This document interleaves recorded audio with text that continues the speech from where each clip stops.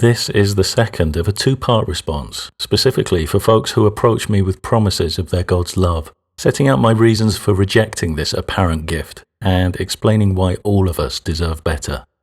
In part 1, I looked at how the major world religions encourage us to view completely arbitrary life events and physical sensations as evidence of divine love, and I highlighted some of the problems this false love generates. I also looked at the parasitic nature of God characters such as Yahweh and Allah, who are presented as loving parents, but who in fact give absolutely no love to their supposed children, and instead constantly demand it. In part 2, I want to expose more of the layers of depravity underpinning this parody of love.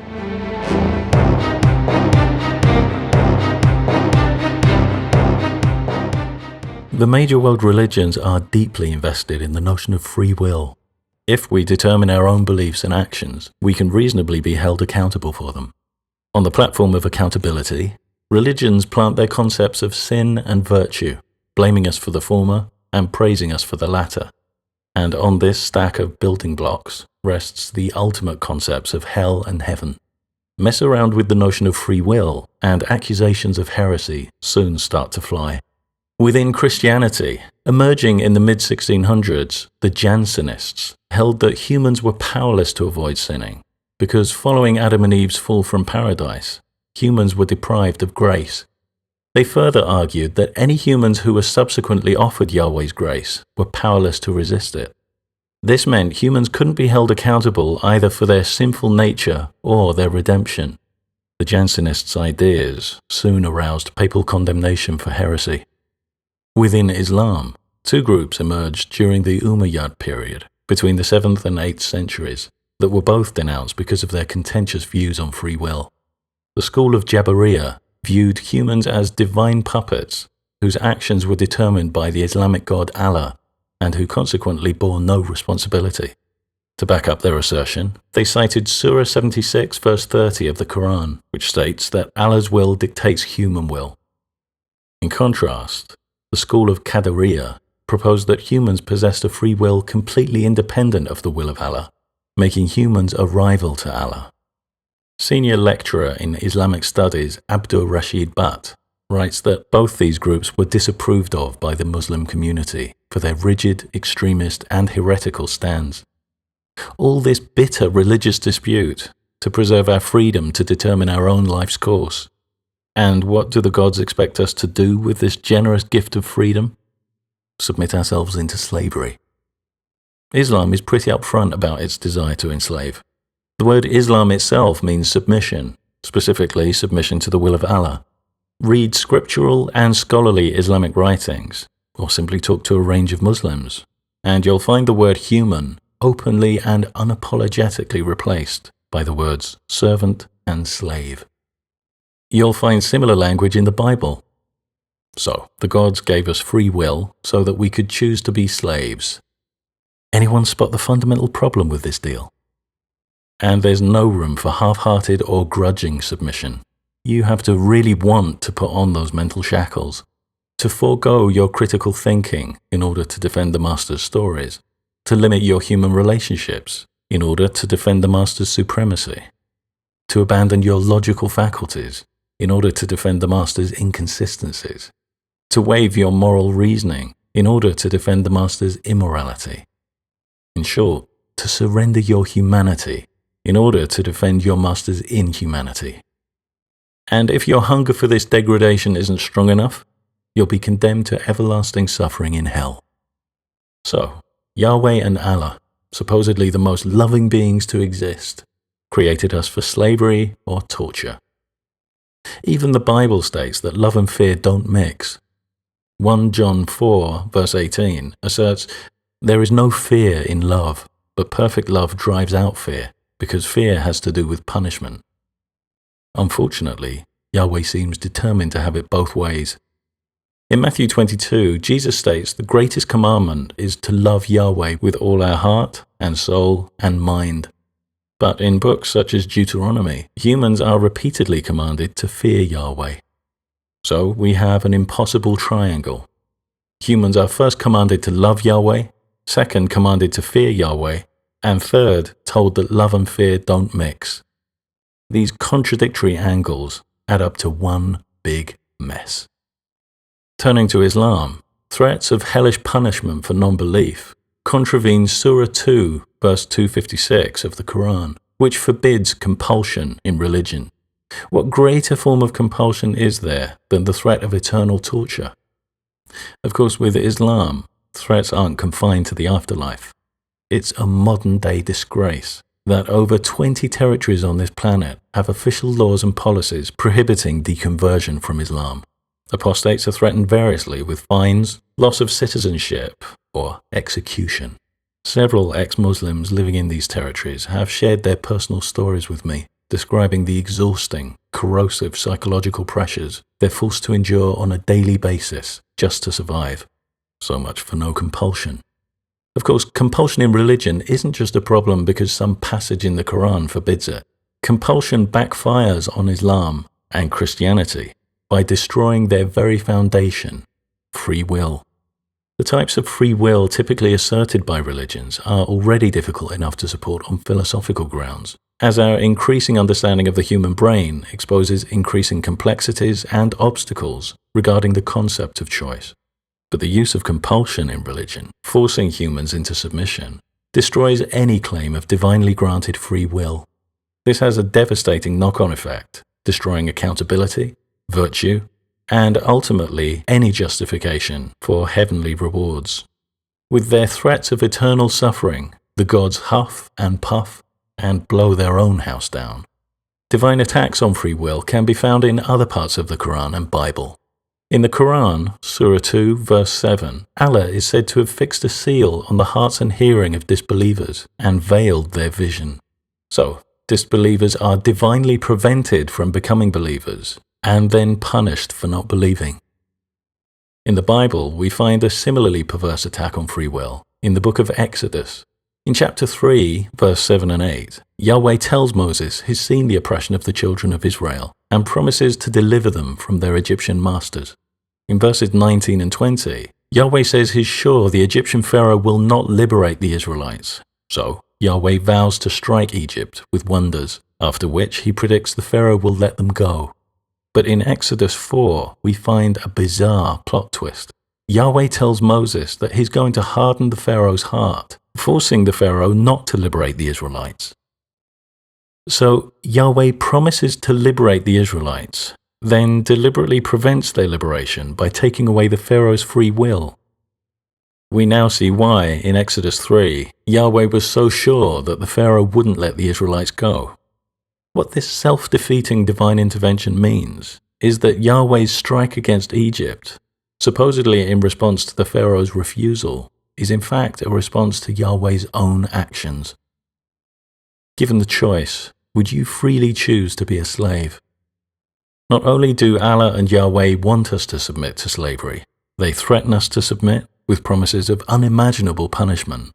And when it suits them, they're even prepared to force submission by removing our free will altogether, as Yahweh did to the Pharaoh, and then punish us for the consequences. This conflicted divine behavior demonstrates many character traits: narcissism, hypocrisy, sadism. Conspicuously absent is love.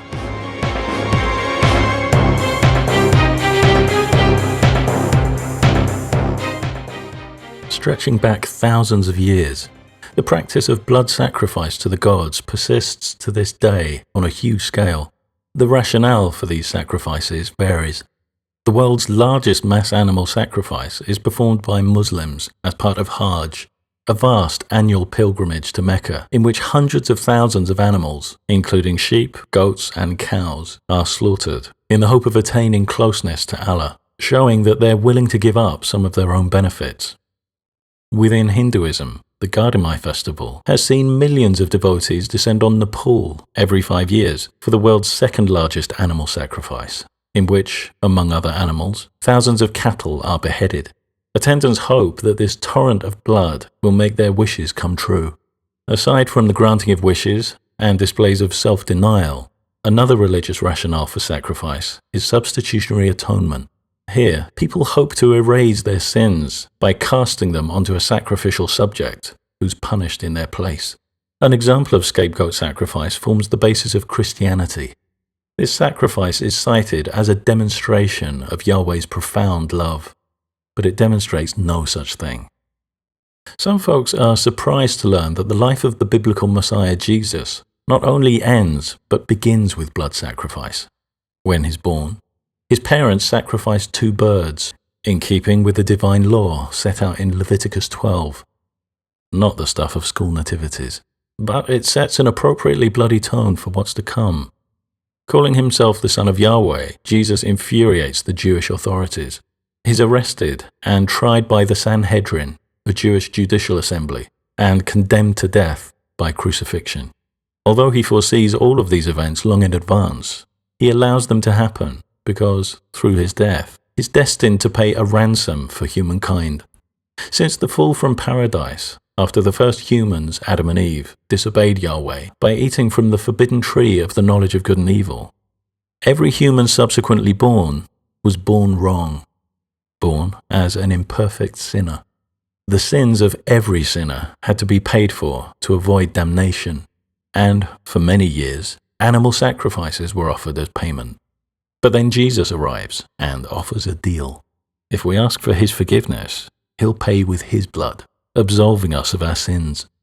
Jesus' blood is far more precious than animal or human blood. It has infinite value, so it can absolve infinite sin. As a very young child, I didn't understand this blood magic stuff, but I found the crucifixion story very distressing. As I grew up and my involvement in Christianity deepened, I'd meditate repeatedly on Jesus' sacrifice. Time after time, I'd imagine him dying in agony to pay for my sins, and I'd cycle through the same overwhelming feelings: sorrow, contrition, reverence, incomprehension, powerlessness, thankfulness. It was an emotional mouse wheel that flung rationality away with centrifugal force. But in my early teens, in a crisis of faith, I stepped off that mouse wheel for a moment and examined this bloody drama with cold eyes, and I realized this drama was a farce. Why should we be blamed for being born sinners? Why should we pay for some deficiency over which we had absolutely no control? The fact was, in biblical terms, the blood-hungry Yahweh was entirely to blame for our sinful nature. When he created Adam, he created him from dust, from earth. So, Adam inherited no human sin. If Yahweh created every human this way, then no human would be an inherent sinner. But instead, quite bizarrely, having created Adam from earth, Yahweh now switches to creation from birth, a completely different method, which he knows will guarantee that every human is an inherent sinner. By commanding Adam and Eve to go forth and multiply, Yahweh deliberately multiplies human sin, multiplies human debt, and multiplies the need for blood sacrifice. We have names for people who deliberately peddle inferior products that demand constant, expensive maintenance work. Supreme intelligence isn't one of them. John 3 verse 16 tells us that Yahweh loved the world so much that he sacrificed his one and only Son. Far from showing love, Jesus' death is just the melodramatic hook to one of the biggest religious scams in history, designed to arouse a combination of profound guilt and gratitude when we have absolutely no reason to feel either of these. Not only is this blood magic completely unnecessary, it makes a mockery of personal responsibility. If people do me wrong, but then apologize and make personal restoration, and I forgive them, the matter should be considered resolved. Not so according to Yahweh. In fact, these wrongdoers could compensate me 100 times over, 1,000 times over. Makes no odds. If they decline to participate in Yahweh's blood magic by submitting to Jesus, they'll be condemned.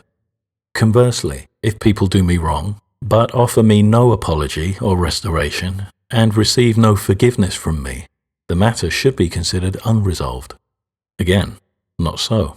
If they use Yahweh's blood magic, then they're absolved. I have decades of experience of countless Christians from various denominations who've treated people appallingly, repeatedly stirring conflict, lying, bullying, falsely maligning others. and never making amends for their misdeeds. And yet they go to church each week, recite the Lord's Prayer, maybe confess their sins to a priest, and they're assured that they're forgiven. Substitutionary atonement destroys personal accountability. The wrongs we do each other are not magically wiped away by groveling to the ghost of some Jew executed thousands of years ago. The wrongs we do each other are resolved through human efforts, with remorse, integrity, patience, empathy. It can be a messy, uncertain, demanding process, but unlike scapegoat sacrifice, it's an honest one.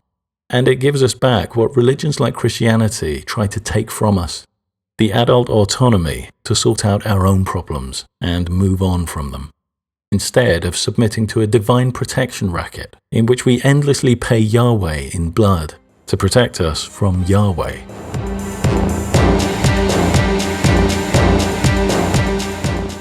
Religions like Christianity are divisive to the core. Even if there was only one denomination of Christianity, which everyone followed faithfully, the religion itself would still work to come between its followers at all times. In the first of these two videos, I looked at Jesus' demand that we all love him more than anyone else. Nothing gentle, meek or mild about that. And, not content with this already overinflated demand, in Luke 14, verse 26, Jesus really lays bare the reach of his narcissism.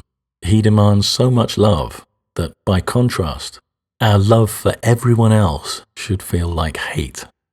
Unfortunately, some Christians are willing to downgrade their loved ones much more than this. Of the promises of divine love made to me over the years, a significant percentage has come from representatives of an organization that I regard as one of the least qualified to talk about love: Jehovah's Witnesses. The concept of separation is deeply embedded in the psychology of the JW organization, which claims that the world has been taken over by Satan and that all non-witnesses are morally corrupt. While you might find JWs interacting with non-members on a superficial level, including acts of kindness and charity, their desire to remain separate from the world puts a strict limit on these interactions and creates an us versus them mentality, which allows no middle ground. If individuals decide to leave the religion, in line with the organization's policy, the entire JW community, including friends and family, is compelled to disassociate itself from them, refusing even to acknowledge them with greetings. The organization justifies this social shunning with biblical passages such as 2 John, Matthew 18, and Romans 16, each of which discourages contact with those who don't follow the party line. JW literature presents shunning as loving discipline, designed to make individuals see the error of their ways and return to the truth. But comments made by the organization in its Watchtower magazine give a different rationale for shunning, asserting that apostates are mentally diseased and they seek to infect others with their disloyal teachings. The fact is, this shunning is nothing more than a cruel abuse of social power. Humans are social creatures. As such, we can be extremely vulnerable to social pressure. The JW organization exploits this vulnerability to gain compliance. Because they're discouraged from forming close friendships with non-members, shunned apostates are often stripped of their entire social world. Of course, there might be an overwhelming urge to return to the flock. Not because the flock represents truth, but because of the pain of losing everything and trying to survive on their own. Returning to compliance takes that pain away. The isolationist mentality of this organization shields its members from reality. By remaining separate from the world, JWs don't get to see the lives of the ordinary folks their organization routinely condemns. Their fantasy of a world overrun by Satan is never challenged. Yes, the world has problems. Yes, there are destructive agents operating in it. But there are also deeply dedicated humanitarian agents working to improve the world. By extension, JWs never get to see the lives of the family and friends they shun. If they did, many of them would have to face an uncomfortable truth: that the loved one they've shunned is leading a life that's just as good and honest and loving as it ever was. Let's underscore this point. Wanda is a Jehovah's Witness. Lois isn't. For 40 years, they lead virtually identical lives. Both make exactly the same mistakes and do their best to make up for them. Both give exactly the same time and energy to charity. Both give exactly the same love to their families. The only difference is that as a Jehovah's Witness, Wanda asks Jesus to take responsibility for her wrongdoings with his blood, while Lois accepts responsibility for her own actions. In what way would Wanda be corrupted by associating with Lois? Does Lois's decision to take responsibility for her own actions make her more or less virtuous than Wanda, who wants someone else to pay for hers? Now, let's imagine that the children of both women reveal that they've become a Buddhist. Wanda shuns her child, who will now grow up to marry and have children and grandchildren who Wanda will never know.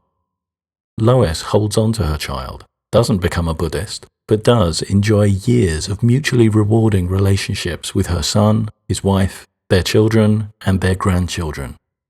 Bearing in mind the JW's complaint about destructive forces overrunning the world, which of these mothers has contributed more love to the world? Religions that break up friends and family have nothing to teach me about love.